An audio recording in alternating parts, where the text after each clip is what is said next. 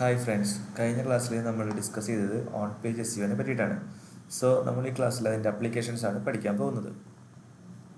അതായത് എങ്ങനെയാണ് നമ്മളൊരു ഓൺ പേജ് SEO ചെയ്ത് കഴിഞ്ഞാൽ അത് റിഫ്ലക്റ്റ് ചെയ്യുന്നതെന്നാണ് കാണാൻ പോകുന്നത്. സോ ആദ്യത്തെ നമുക്ക് ബിസ്പേജിൻ്റെ ഇത് തന്നെ എടുക്കാം.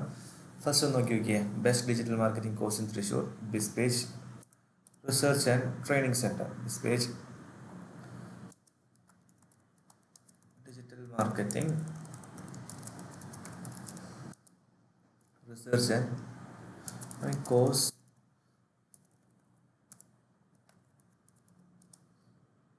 comma research and training center ഇങ്ങനെ കൊടുക്കാം നമുക്ക്. അപ്പോൾ ഇങ്ങനെ കൊടുത്തു കഴിഞ്ഞിട്ട് ഇതിനെ സേവ് ചെയ്യുന്ന സമയത്ത് ഇത് എവിടെയാണ് റിഫ്ലക്റ്റ് ചെയ്യുന്നത് എന്നാണ് അടുത്ത ക്വസ്റ്റ്യൻ. സോ ഞാൻ ഇതിനകത്ത് പിൻ ചെയ്യാണ്. അപ്പോൾ അടുത്ത പേജ് നോക്കാനുള്ള ഈസിനെസ്സിന് നമ്മൾ ഗൂഗിൾ എടുത്തിട്ട് ഇവിടെ ബിസ്പേജ് ഡിജിറ്റൽ മാർക്കറ്റിംഗ് സെൻറ്റർ എന്ന് ടൈപ്പ് ചെയ്യുമ്പോൾ നോർമലായിട്ട് നമ്മുടെ ബിസ്പേജിൻ്റെ വന്നു. പിന്നെ രണ്ടാമത് കണ്ടോ, best digital marketing courses in Thrissur എന്നുകൊണ്ട് തന്നെ കണ്ടോ. സോ ഈ ഒരു ഓപ്ഷൻ എന്ന് വരുന്നതിന് കാരണം ഈ ഒരു വെബ്സൈറ്റ് നമ്മുടെ വെബ്സൈറ്റാണ് കേട്ടോ. നമ്മുടെ വെബ്സൈറ്റിനുള്ളിൽ ഈ ഒരു ഓപ്ഷൻ കയറി വരാനുള്ള റീസൺ എന്ന് പറയുന്നത് നമ്മൾ കൊടുത്തിട്ടുള്ള മെറ്റ ടാഗുകളാണ്.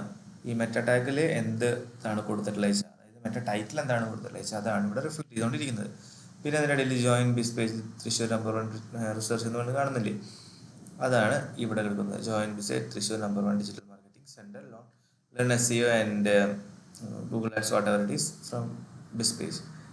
സോ ഈ 7ാമത്തെയും 9ാമത്തെയും ലൈനാണ് ഈ പറയുന്ന എല്ലാ ക്രൈറ്റീരിയാസും അവിടെ കാണിക്കുന്നത്. ഓക്കെ, പിന്നെ അടുത്ത ഒരു ഓപ്ഷൻ എന്ന് പറയുന്നതാണ്